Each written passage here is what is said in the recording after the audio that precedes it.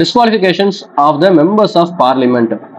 பார்லிமெண்ட்டுடைய மெம்பர்ஸை வந்து டிஸ்குவாலிஃபை பண்றதுக்கான ப்ரொசீஜர் என்ன, இல்லை எப்படி எப்பப்ப டிஸ்குவாலிஃபை பண்ணுவாங்க, யார் கிரவுண்ட்ஸ் என்ன அப்படிங்கிறது தான் இந்த கொஸ்டின். ஸோ டைரக்டா பாத்தீங்க அப்படின்னா பார்லிமெண்ட்டுடைய மெம்பர்ஸை பத்தி கேட்டதுனால நாமளும் டைரக்டா அந்த ப்ரொவிஷன் ஒருவேளை கான்ஸ்டியூஷன்ல சொல்லியிருக்கா அப்படின்னு பார்த்துட்டு நம்ம அதை படியே மூவ் பண்ணிக்கலாம். இது ஆர்டிகல் 102ல பாத்தீங்கன்னா என்னென்ன கிரவுண்ட்ஸ்க்காக வந்து பார்லிமெண்ட் மெம்பர்ஸை வந்து டிஸ்குவாலிஃபை பண்ண முடியும் அப்படின்னு சொல்லியிருக்கு. முதல்ல பார்லிமெண்ட் மெம்பர்ஸ்னா யாரு அப்படின்னா நம்ம எம்பின்னு சொல்றோம் இல்லையா, அவங்க தான். எம்பி அப்படிங்கிறவங்க ரெண்டா ஸ்பிட் ஆகியிருக்காங்க, Rajya Sabha MP, Lok Sabha MP. Rajya Sabha MP அப்படிங்கிறவங்க வந்து இன்டைரக்ட் எலெக்ஷன் மூலமா போனவங்க, அதாவது மக்களால டைரக்டா தேர்ந்தெடுக்கப்பட்டவங்க கிடையாது. நம்ம எம்எல்ஏஸ்னால செலக்ட் செய்யப்பட்டு போனவங்க. ஃபார் எக்ஸாம்பிள் பார்த்தோம் அப்படின்னா நம்ம கமலஹாசன் சொல்லலாம். அவர் தமிழ்நாட்டுல டிஎம்கே எம்எல்ஏஸ் உடைய சப்போர்ட் மூலியமா ராஜ்யசபா எம்பி ஆகியிருக்காரு.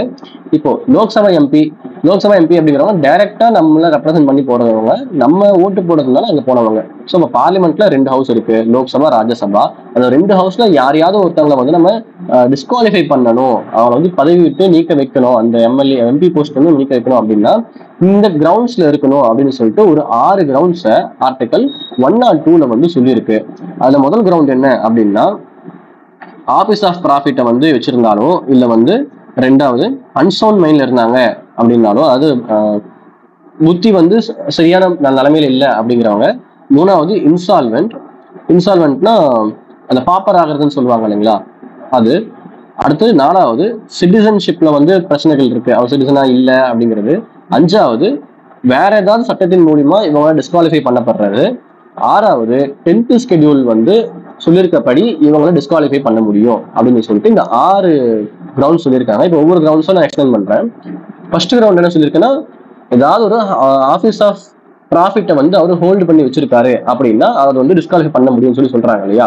அப்போ ஆஃபீஸ் ஆஃப் ப்ராஃபிட்னா என்ன அப்படின்னா அதை வந்து ஃபினான்ஷியல் கெயின், அட்வான்டேஜ், பெனிஃபிட் அப்படின்னு சொல்லிட்டு 3 விதமா ஸ்பிட் பண்றாங்க. ஒன்னா அவர் வந்து ஒரு எம்பியா இருக்காரு, அந்த எம்பிங்கிற பதவியை தாண்டி வேற ஏதோ ஒரு கவர்மெண்ட் போஸ்டிங் வச்சிருக்காரு, அந்த கவர்மெண்ட் போஸ்டிங்ல அவரால் ஃபினான்ஷியல் கெயினோ வேற ஏதாவது ஒரு அட்வான்டேஜோ இல்லை வந்து வேற ஏதாவது பெனிஃபிட்டோ, பணமா தான் இல்லாம வேற ஏதாவது பெனிஃபிட் வேற ஏதாவது அட்வான்டேஜ் அவரால் கிளைம் பண்ணிக்க முடியுது அப்படின்னா அதை வந்து நாம ஹவுஸ் ஆஃப் ப்ராஃபிட் அப்படின்னு சொல்லி சொல்றோம். இந்த house of profit, office of profit அப்படிங்கிறதுக்கு வந்து சரியான டெஃபினேஷன் அப்படிங்கிறது கான்ஸ்டியூஷன்ல கிடையாது. அப்பப்போ ஒவ்வொரு கேஸ்ல நம்ம சுப்ரீம் கோர்ட் வந்து இதுதான் வந்து ஆஃபீஸ் ஆஃப் ப்ராஃபிட், இது ஆஃபீஸ் ஆஃப் ப்ராஃபிட் கிடையாதுன்னு சொல்லி டிசைட் பண்ணிட்டு வந்துட்டு இருக்காங்க. ஸோ இந்த ஆஃபீஸ் ஆஃப் ப்ராஃபிட்ல வந்து நம்ம எவ்வளவு அமௌண்ட் வாங்கியிருக்கணும், இல்லை என்னென்ன மாதிரியான பெனிஃபிட்ஸ் அவ்வளோ கிளைம் பண்ணியிருந்தா நம்ம வந்து அவரை வந்து டிஸ்குவாலிஃபை பண்ணலான்னு பார்த்தோம் அப்படின்னா அந்த மாதிரிலாம் கிடையாது. அந்த அமௌண்ட் அப்படிங்கிறதெல்லாம் வந்து இன்மெட்டீரியல், அதெல்லாம் அவசியமே இல்லை. எவ்வளவு அமௌண்ட் வாங்கினா என்ன, அதை பண்ணாலும் என்ன. எம்பிங்கிற போஸ்டிங் தாண்டி வேற ஏதாவது போஸ்டிங்ல அவர் வந்து பணங்கிறதோ இல்லை வந்து வேற ஏதாவது விஷயத்த கிளைம் பண்றாரு அப்படிங்கும்போது அவரோட டைரக்டா நம்ம வந்து ஆஃபீஸ் ஆஃப் ப்ராஃபிட்னு சொல்லி அவரை நீக்க முடியும். ஆனா இதுல ஒரு எக்ஸப்ஷன் இருக்கு. எம்பியா இருந்து அவர் ஒரு மினிஸ்டரா இருக்காரு அப்படின்னு இருந்தது அப்படின்னா அதை நம்ம வந்து டிஸ்குவாலிஃபை பண்ண முடியாது அப்படின்னு சொல்லிட்டு அந்த ஆர்டிகல்லயே 102லயே வந்து மென்ஷன் பண்ணியிருக்காங்க. அடுத்து competent court declared as unsound mind. So இவரை வந்து ஒரு அன்சவுண்ட் மைண்ட்னு சொல்லிட்டு யாரோ சொல்றதெல்லாம் கிடையாது, காம்பிடன்ட் கோர்ட் அதுக்குன்னு சொல்லி அந்த கோர்ட் வந்து டிசைட் பண்ணும் இவர் வந்து அன்சவுண்ட் மைண்டா தான் இருக்காரு, இந்த எம்பிங்கிற போஸ்ட்டை வந்து இவரு நிர்வகிக்கிறதுக்கு இவருக்கு வந்து சரியான புத்தி சுவாதீனம் இல்லை அப்படின்னு சொல்லிட்டு அந்த கோர்ட் சொல்லணும் அப்படின்னு சொல்லிட்டு சொல்லியிருக்காங்க. அடுத்து அன்டிஸ்சார்ஜ் இன்சால்வெண்ட். இவர் வந்து அன்டிஸ்சார்ஜ் இன்சால்வெண்ட் அப்படிங்கும்போது இன்னொன்னு ஒரு பாப்பரா தான் இருக்காரு, நொடிஞ்சு போயிருக்காரு அப்படின்னு சொல்லிட்டு அது கன்ஃபார்ம் பண்ணியிருக்கணும். ஸோ இதை யார் கன்ஃபார்ம் பண்ணுவாங்க, இதுவுமே சேம் கோர்ட் தான் கன்ஃபார்ம் பண்ண முடியும். அடுத்து நாட் எ சிட்டிசன், அவர் வந்து சிட்டிசனா இல்லாம இருக்கணும், இல்லையா ஃபாரின் சிட்டிசன்ஷிப்பை வாங்கி இருக்கணும். அப்படி இல்லைன்னா ஃபாரின் ஸ்டேட்டுக்கு, இந்தியாவை தவிர்த்து மற்ற நாடுகளுக்கு வந்து அவரு அலிஜியன்ஸ் இல்லைன்னா அதரன்ஸ், அந்த நாடு நம்ம நாட்டை இந்தியாவை தவிர்த்து வேற நாடுக்கு வந்து அவங்க சப்போர்ட் பண்ற மாதிரியான விஷயத்தையோ இல்லை வந்து அந்த நாட்டு மேல தேசப்பற்று வச்சிருந்தாங்க அப்படின்னாலும் அவரை வந்து எம்பியாவது டிஸ்குவாலிஃபை பண்ணலாம். ஃபார் எக்ஸாம்பிள் இப்போ ஒரு எம்பி என்ன பண்றாரு அப்படின்னா, இந்தியால ஒரு நாடா, நான் வந்து அந்த நாடு பாருங்க, அந்த நாடு தான் ரொம்ப நல்லா இருக்குன்னு சொல்லி ஒரு நாட்டை சொல்றாரு, அந்த நாடு மாதிரி தான் நம்மள இருக்குன்னு சொல்றாரு அப்படின்னா அவர் டைரக்டா வந்து இந்த எம்பி போஸ்டிங் விட்டு நம்மளால தூக்க முடியும்.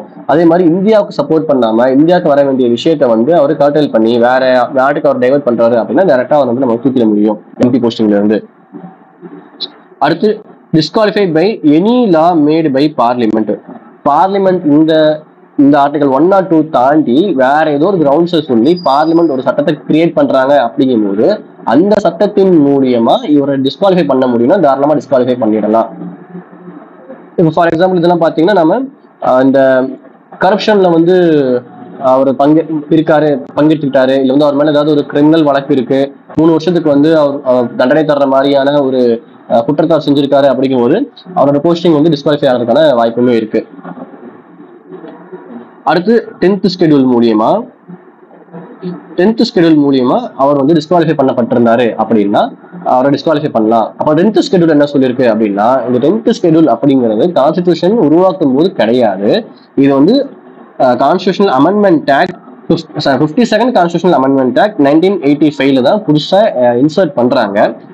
இது என்னன்னு சொல்லுவாங்க அப்படின்னா ஆன்டி டிஃபெக்ஷன் லா அப்படின்னு சொல்லிட்டு சொல்லுவாங்க இந்த 10th ஷெட்யூல்ல. அப்ப ஆன்டி டிஃபெக்ஷன்னா என்ன அப்படின்னா கட்சி தாவல் தடை சட்டம். ஒரு கட்சியில இருப்பாரு, அவர் எம்பி ஆகி இருப்பாரு, திடீர்னு பார்த்தா அந்த கட்சியை விட்டுட்டு வேற கட்சிக்கு சப்போர்ட் பண்ணிருப்பாரு, இதுதான் இல்ல வேற கட்சிக்கு போயே இருப்பாரு, இதுதான் வந்து டிஃபெக்ஷன் சொல்லி நம்ம சொல்லுவோம். இந்த டிஃபெக்ஷனை வந்து தடை செய்யறதுக்காக உருவாக்கப்பட்ட ஒரு சட்டம் தான் இந்த 10th ஷெட்யூல். இதை பத்தியும் நான் டீட்டெயிலா வந்து வீடியோ போட்டிருக்கேன், ரெஃபர் பண்ணணும் அப்படிங்கிறவங்க வந்து யூடியூப்ல ரெஃபர் பண்ணிக்கலாம். ஸோ இதுல என்ன சொல்லுவோம் அப்படின்னா, ஒருத்தர் ஒரு கட்சியில இருந்து இன்னொரு கட்சிக்கு ஒரு கட்சியில இருந்து எம்பியா மாறிட்டாரு, அப்புறம் அந்த கட்சியில இருந்து வேற கட்சி சப்போர்ட் பண்ணாலோ இல்ல வேற கட்சிக்கு மாறினாலோ இல்ல தன் கட்சிக்கு அவர் வந்து சுயமா இல்லாம தன் கட்சி சொல்ற வேலையை செய்யாம இருந்தாரு அப்படிங்கும்போது அதை டிஃபெக்ஷனா கன்சிடர் பண்ணி அவரை வந்து டிஸ்குவாலிஃபை பண்ண சொல்லி அந்த கட்சியினுடைய கொறடாவோ இல்ல ஏதோ ஒரு மெம்பர்ஸோ அந்த பிரெசைடிங் ஆபீசர் கிட்ட வந்து ஒரு லெட்டர் கொடுத்தாரு இல்ல கம்ப்ளைண்ட் கொடுத்தாங்க அப்படின்னா அதை பிரெசைடிங் ஆபீசர் வந்து அதை கன்சிடர் பண்ணி அவரை நீக்க முடியும். பிரெசைடிங் ஆபீசர் அப்படின்னா ராஜ்யசபாவா இருந்தாரு அப்படின்னா அது வந்து வைஸ் பிரசிடென்டாவும், லோக்சபா இருந்தாலும் ஸ்பீக்கராவோ டெபுட்டி ஸ்பீக்கராவோ, அப்போதைக்கு அங்க யார் பிரெசைடிங் ஆபீசர் இருக்காரோ அவங்க தான் வருவாங்க. ஸோ அவங்க கிட்ட லெட்டர் கம்ப்ளைண்ட் கொடுத்து டிஸ்குவாலிஃபை பண்ண வைக்க முடியும்.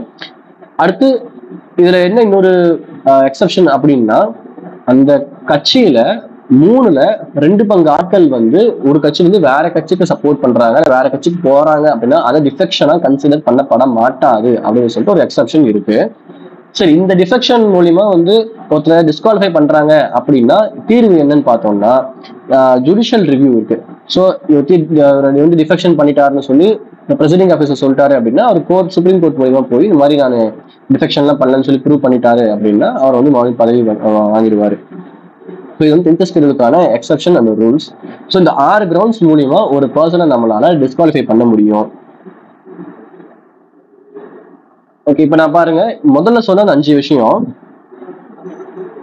ஆர்டிகல் 102ல கிளாஸ் 1ல ABCDEன்னு சொல்லி இந்த 5 விஷயம் இருக்கு. 10th ஷெட்யூல் தவிர்த்து வேற என்னென்ன விஷயத்துலாம் டிஸ்குவாலிஃபை பண்ண முடியுமோ அந்த எல்லா விஷயமுமே பிரசிடென்ட் தான் டிசைட் பண்ணணும். அதுவும் பிரசிடென்ட் எப்படி டிசைட் பண்ணணும் அப்படின்னா சீஃப் எலெக்ஷன் கமிஷனுடைய ஒப்பீனியனை பார்த்துட்டு தான் அவர் டிசைட் பண்ணணும். எலெக்ஷன் கமிஷன்ல நமக்கு தெரியும் 3 பேர் இருப்பாங்க, சீஃப் எலெக்ஷன் கமிஷனர், அது இல்லாம 2 எலெக்ஷன் கமிஷனர் இருப்பாங்க. ஸோ அவங்களுடைய டிசிஷனை அவங்களுடைய ஒப்பீனியனை கேட்டுட்டு தான் பிரசிடென்ட் வந்து டிசைட் பண்ணணும். இது முதல்ல சொன்ன அந்த 5 விஷயத்துக்கு.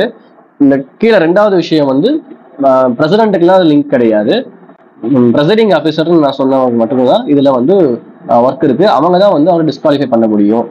ஒருவேளை அது நமக்கு பிரச்சனை இருக்கு அப்படின்னா சுப்ரீம் கோர்ட்டுக்கு ரிவ்யூ மூலியமா போய் நம்ம அதை வந்து சரி பண்ணிக்கலாம். ஸோ இது டிஸ்குவாலிஃபிகேஷன் ஆஃப் த மெம்பர்ஸ்.